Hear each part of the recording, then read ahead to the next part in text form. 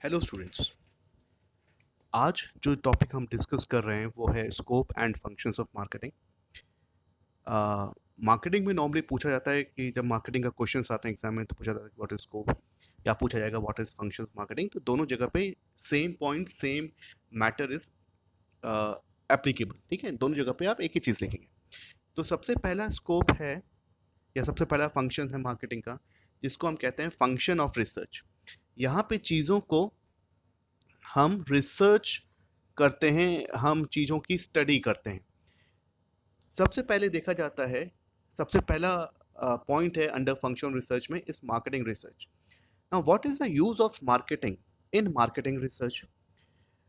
Normally क्या होता है, हमें बीइंग अ मार्केटिंग पर्सोनल, हम कोई प्रोडक्ट बनाते हैं, हम ये सोच के प्रोडक्ट नहीं बनाते हैं कि हमें चलो ठीक है, मार्केट में बहुत सारे कस्टमर्स हैं, हम कुछ बना देंगे तो बिक जाएगा। ऐसा सोच नहीं होती है किसी भी बिजनेस ऑर्गेनाइजेशन की।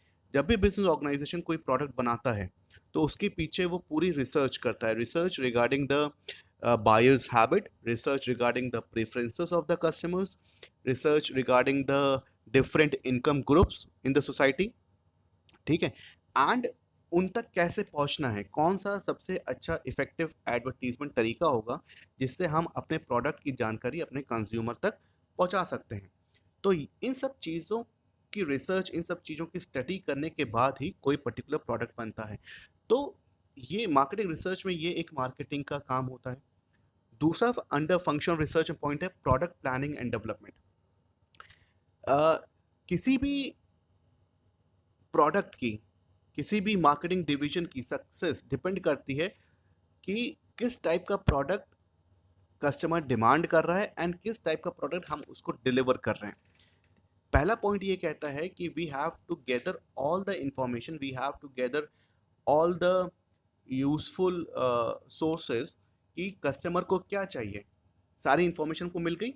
दूसरा पॉइंट ये कहता है कि सारी इंफॉर्मेशन के बाद हम उस इंफॉर्मेशन का यूज़ करें एंड उसके अकॉर्डिंगली एक अच्छा प्रोडक्ट बनाएं। जो भी प्रोडक्ट की रिक्वायरमेंट है कस्टमर को, उसी के रिक्वायरमेंट के हिसाब से ही प्रोडक्ट बनना चाहिए। ये नहीं कि कस्टमर ने कोई ए डिमांड किया है और हमने उसको बना के बी प्रोडक्ट दे दिया तो वो मार्केट में सक्सेसफुल नहीं है। तो अंडर फंक्शन ऑफ रिसर्च दो पॉइंट हैं कि हमें सबसे पहले जानकारी इकट्ठा करनी है एंड उस जानकारी के अकॉर्डिंगली हमें अपने प्रोडक्ट को प्लान करना है एंड डेवलप करना है, ताकि हम एक प्रॉपर प्रोडक्ट कस्टमर को डिलीवर कर सकें। This is the first function of your marketing, जिसको हम फंक्शन ऑफ रिसर्च कहते हैं। इसको हम स्कोप भी कह सकते हैं। दूसरा है आपका एक्सचेंज फंक्शन। एक्सचेंज फंक्शन में सबसे पहले आता है बाइंग। नाउ मार्केटिंग का क्या रोल है इन केस ऑफ बाइंग? अब बाइंग की हम बात कर रहे हैं तो समझ में आता है कि यार बाइंग तो कस्टमर का पॉइंट ऑफ व्यू है, कस्टमर खरीदता है, कंज्यूमर सामान खरीदता है। तो बाइंग में ऑर्गेनाइजेशन का क्या रोल है? ऑर्गेनाइजेशन भी कुछ चीज़ें खरीदता है। वो क्या चीज़ें होती हैं? वो रॉ मटेरियल्स होते हैं। जब ऑर्गेनाइजेशन रॉ मटेरियल्स खरीदेगा तभी तो फिनिश गुड्स बना के आगे फॉरवर्ड करेगा, जिन फिनिश गुड्स को हमारे कस्टमर्स या कंज्यूमर्स खरीदते हैं। नाउ यहाँ पे मार्केटिंग का क्या रोल है? मार्केटिंग का ये रोल है कि it makes a coordination, marketing makes a coordination between the purchasing officials and marketing officials. जो मार्केटिंग वाले लोग हैं एंड जो परचेजिंग वाले लोग हैं, ठीक है, उनके बीच में एक कोऑर्डिनेशन क्रिएट करता है ताकि हम राइट मटेरियल्स खरीदें, राइट प्राइस पे खरीदें, राइट क्वांटिटी में खरीदें एंड राइट टाइम पे खरीदें।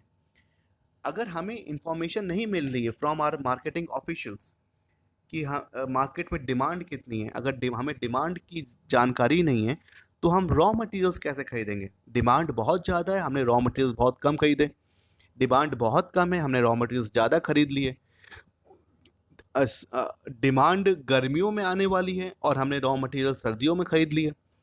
तो ये सारी चीज़ों की जानकारी होना, ठीक है, बहुत ज़रूरी है एक सक्सेसफुल प्रोडक्ट को मार्केट में लॉन्च करने के लिए, एक सक्सेसफुल प्रोडक्ट को मार्केट में सही समय पर लॉन्च करने के लिए। इसीलिए मार्केटिंग बहुत इंपॉर्टेंट रोल प्ले करती है बाइंग चीज़ में। दूसरा है इसमें असेंबलिंग। जो असेंबलिंग का मतलब है वो है चीज़ों को इकट्ठा करना, ठीक है। It means collection of goods already purchase from different sources at a common point. हम कोई प्रोडक्ट बनाते हैं तो उस प्रोडक्ट के लिए हमें जो रॉ मटेरियल्स चाहिए वो हम अलग अलग सोर्सेज से लेते हैं, ठीक है। हमें एक मान लीजिए एक बॉक्स बनाना है फॉर एग्जांपल, तो बॉक्स में बहुत सारी चीज़ें, बॉक्स में थोड़ा सा आयरन भी लगता है, थोड़ा सा स्टील भी लगता है, थोड़ा सा मैग्नेट भी लगेगा, प्लास्टिक का इस्तेमाल होगा, स्टिकर्स लगेंगे। तो ज़रूरी नहीं कि ये सारी चीज़ें हम खुद बना रहे हैं, हम चीज़ों को इम्पोर्ट भी कर रहे हैं। हम अलग अलग जगह से हमने सारी इम्पोर्ट करी और हमने उसको एक जगह पे रखा जहाँ पे हम उसको असेंबलिंग करेंगे और एक बॉक्स के रूप में रखेंगे। तो it means collection of goods already purchased from different sources at a common point. It facilitates to the conversion of semi-finished goods into finished goods. तो जो असेंबलिंग का बेसिक मतलब है वो है कि अलग अलग जगह से सामान आया, उसको हमने एक जगह पे रखा एंड वहाँ पे सामान जो आया वो तो रॉ फॉर्म में, रॉ मटेरियल है, उसको फिनिश्ड फॉर्म में हम कन्वर्ट करेंगे, that is called the assembling. तो ये भी एक फंक्शन है मार्केटिंग का। अंडर एक्सचेंज फंक्शन जो पॉइंट आता है वो है दूसरा सेलिंग। सेलिंग इज अ एक रूटीन एक्टिविटी, एक डेली एक्टिविटी है। अगर हम कोई सामान बना रहे हैं तो उसको हमको बेचना भी पड़ेगा, तभी we can get the profit. तो जब तक हम कोई सामान बना के बेचेंगे नहीं, ठीक है, तो हमारा जो बेसिक पर्पस है वो सॉल्व नहीं होगा। तो जो सेलिंग है वो है, उसको हम कहते हैं कि physical distribution of goods and services, ठीक है। फिजिकली जो गुड्स हैं वो एक जगह से दूसरी जगह जा रहे हैं, in the they are changing the hands, from producer they are going to sellers and from sellers they are going to somebody else, जहाँ से हमें कोई इनकम जनरेट हो रही है। तो इस पर्टिकुलर पॉइंट का बेसिक फोकस है upon the maximisation of profit through maximisation of sale. जितना ज़्यादा हम सेल करेंगे उतना ज़्यादा हमें प्रॉफिट होगा। तो ये हो गया एक्सचेंज फंक्शन, जहाँ पे हम चीज़ों को खरीद रहे हैं, रॉ मटेरियल्स खरीद रहे हैं। कितना हमको रॉ मटेरियल्स खरीद रहे हैं ये मार्केटिंग ऑफिसर्स हमको जानकारी देते हैं। फिर हम उस चीज़ को असेंबल कर रहे हैं, अलग अलग जगह से हमारे पास चीज़ें आ रही हैं, उसको एक पर्टिकुलर पॉइंट पे हम असेंबल कर रहे हैं एंड वहीं पे हम उसको कन्वर्ट कर रहे हैं इनटू फिनिश गुड्स। ये है बाइंग एंड सेलिंग। दूसरा पॉइंट है बाइंग एंड असेंबलिंग, दूसरा पॉइंट है हमारा सेलिंग, जहाँ पे हम फिजिकल डिस्ट्रीब्यूशन ऑफ गुड्स कर रहे हैं, हम चीज़ों को बेच रहे हैं ताकि हम प्रॉफिट कमा सकें। This is your exchange function. इसके बाद हम आते हैं अपने दूसरे पॉइंट पे जो कि है आप हमारे तीसरे पॉइंट पे जो कि हमारा फिजिकल डिस्ट्रीब्यूशन, ठीक है, सॉरी फिजिकल सप्लाई फंक्शन। अब जब हम फिजिकल सप्लाई फंक्शन की बात कर रहे हैं, जैसे हमने कहा कि फिजिकल डिस्ट्रीब्यूशन, तो चीज़ों को डिस्ट्रीब्यूट करने से पहले हमें बहुत सारी चीज़ें देखनी पड़ती हैं, हमें बहुत सारी चीज़ें उसमें इम्प्लीमेंट करनी पड़ती हैं। सबसे पहला है आपका स्टैंडर्डाइजेशन। स्टैंडर्ड्स होते हैं अलग अलग चीज़ों की, क्वालिटी होती है जिसको हम कहते हैं। अगर आप किसी मॉल में जाते हैं या आप किसी प्रोविजनल स्टोर में जाते हैं and you ask for a rice, ठीक है, तो वो आपको एक ही राइस दिखाएगा। जैसे आपने कहा कि ये बासमती राइस है, ये बासमती राइस आपका 120 रुपये किलो है, ठीक है, ये बासमती राइस आपका 240 रुपये किलो है, ये बासमती राइस आपका 300 रुपये किलो है। तो वो स्टैंडर्ड्स हैं, गेटिंग माय पॉइंट। अलग अलग स्टैंडर्ड्स पे उनको फिक्स किया है, जहाँ पे हमने बेसिक स्टैंडर्ड क्रिएट किया एंड उस स्टैंडर्ड के अकॉर्डिंग हम सामान को डिज़ाइन करते हैं। In the standardization process producers और marketers establish a basic measure of standard, कि ये जो हम स्टैंडर्ड क्रिएट कर रहे हैं, हमारी जो क्वालिटी है वो स्टैंडर्ड को ही मैच करेगी, स्टैंडर्ड के नीचे नहीं जाएगी, ठीक है। तो स्टैंडर्डाइजेशन होता है कि हमारे प्रोडक्ट की क्वालिटी का स्टैंडर्ड क्या है, उस जिससे जैसे भी हमने डिज़ाइन किया है उसका एक डिज़ाइनिंग स्टैंडर्ड होना चाहिए। ग्रेडिंग का मतलब होता है यहाँ पे दूसरा जो पॉइंट है अंडर फिजिकल सप्लाई फंक्शन, वो है ग्रेडिंग। ग्रेडिंग का है मीन्स हम अपने गुड्स को सेपरेट कर रहे हैं according to the specifications to the determined grades. आप आपने फॉर एग्जाम्पल एक पेटी है, आम की एक पेटी है, उसी पेटी में से हमने 10 किलो आम निकाले, ठीक है। 2 किलो आम बहुत अच्छे हैं, एकदम टाइट आम है, ठीक है, जिसपे कोई दाग नहीं रखा है, उसको हमने अलग कर लिया। फिर 2 किलो उसी पेटी में से हमने निकाले जो हल्के से सॉफ्ट हैं, ठीक है, उनको हमने अलग कर लिया। फिर 2 किलो हमने आम निकाले जिसमें हल्के से छेद लगे हुए हैं, जो कुछ ज़्यादा ही सॉफ्ट हैं, उनको अलग कर लिया। ऐसे ही 2 किलो आम हमने अलग और कर लिए। तो जब जो 2 किलो हमने सबसे पहले निकाले थे, जो एकदम साफ सुथरे आम थे और जिसमें कोई दाग नहीं था, या जो बहुत ही टाइट आम थे, इनको खाने में बहुत मज़ा आएगा, छूने में अच्छा लग रहा था, देखने में अच्छे लग रहे थे जो चीज़, उनको हमने ए ग्रेड कह दिया। दूसरे वाले 2 किलो वालों को हमने बी ग्रेड कह दिया, तीसरे वालों को हमने सी ग्रेड कह दिया।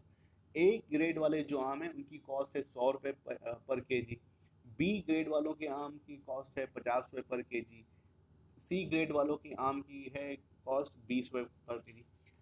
But the thing to be notice कि वो आए सब एक ही पेटी में से थे, एक ही पेटी में से निकाले, and depending upon the quality हमने उनको ग्रेडिंग डाल दी कि ए ग्रेड है, बी ग्रेड है, सी ग्रेड है। तो इसको हम कहते हैं ग्रेडिंग करना, ठीक है। when manufacturers supply their goods by specific or well defined names is called branding। Grading के बाद हमने ग्रेडिंग कर दी, हमने सबसे पहले हमने स्टैंडर्ड फिक्स कर दिया कि हमारा जो सामान है इस क्वालिटी का बनेगा। दूसरी बात, हमने वो सारी क्वालिटी, सारा सामान एक कर्टन में डाल दिया। जब हमने कर्टन खोला तो कुछ सामान ख़राब हो गया था, कुछ सामान थोड़ा सा डिटोरिएट कर गया था, कुछ सामान अच्छा था। तो उसके हिसाब से हमने उसकी ग्रेडिंग कर दी कि ये जो अच्छा वाला सामान है वो ज़्यादा महंगा बिकेगा, जो ख़राब वाला सामान है थोड़ा कम बिकेगा।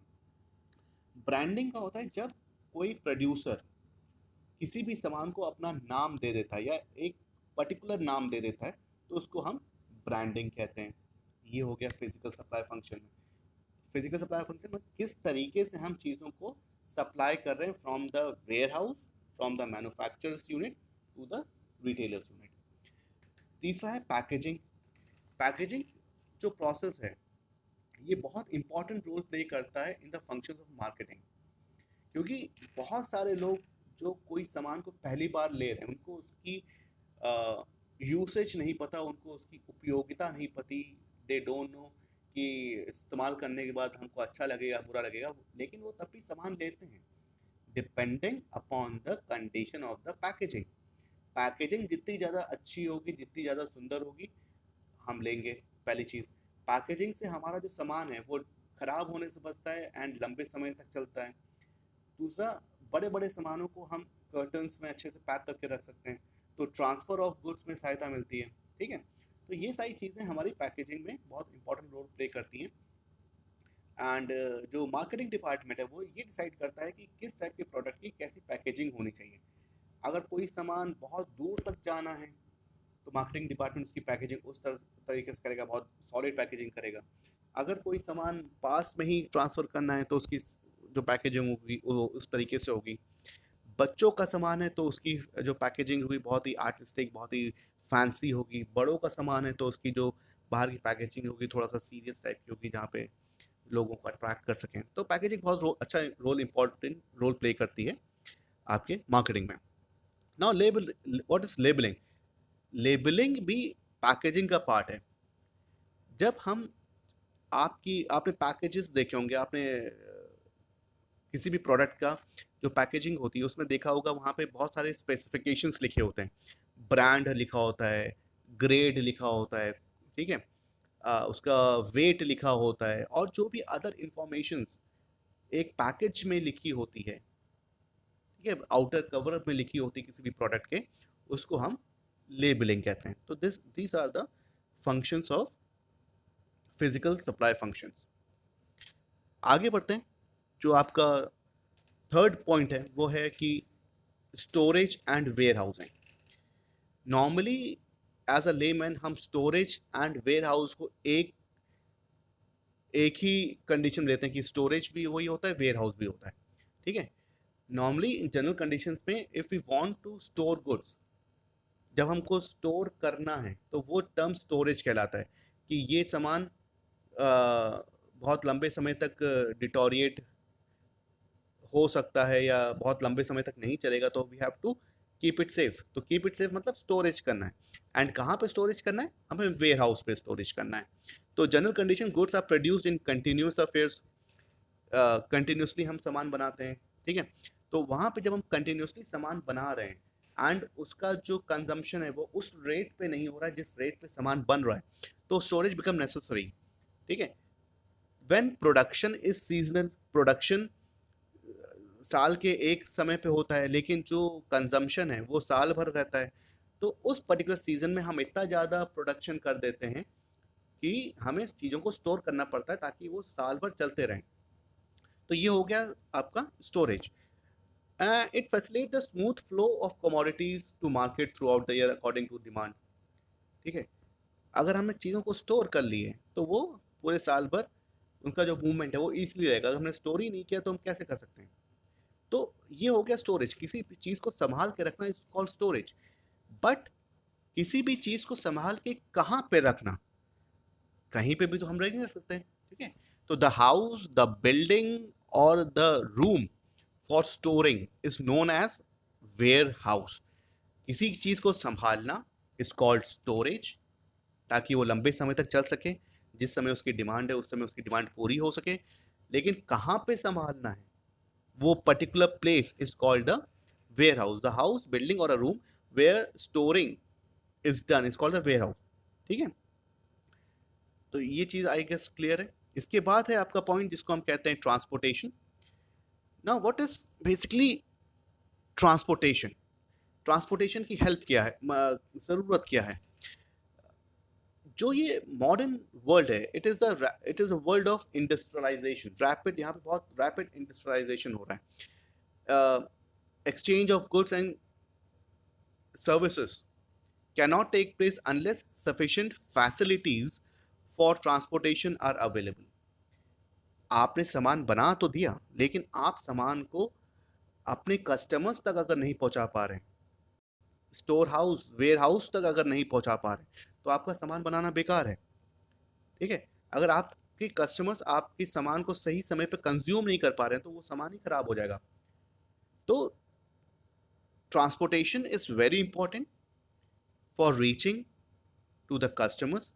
कस्टमर्स तक आपका सामान सही समय पे, सही टाइम पे, सही शेप में पहुंच जाए, ठीक है। तो transportation plays a very important role in in any of the business activities. और यहाँ पे मार्केटिंग का रोल ये है कि उसको डिसाइड करना पड़ता है, मार्केटिंग डिपार्टमेंट को कौन सा ट्रांसपोर्टेशन सबसे बेस्ट है चूज करने के लिए। रेल ट्रांसपोर्ट हम करें, रोड ट्रांसपोर्ट हम करें, एयर ट्रांसपोर्ट से हम सामान भेजें, ताकि सामान जल्दी से जल्दी बिना खराब हुए आपके डेस्टिनेशन तक पहुंच जाए। This is your physical supply function. इसके बाद जो हमारा पॉइंट है वो है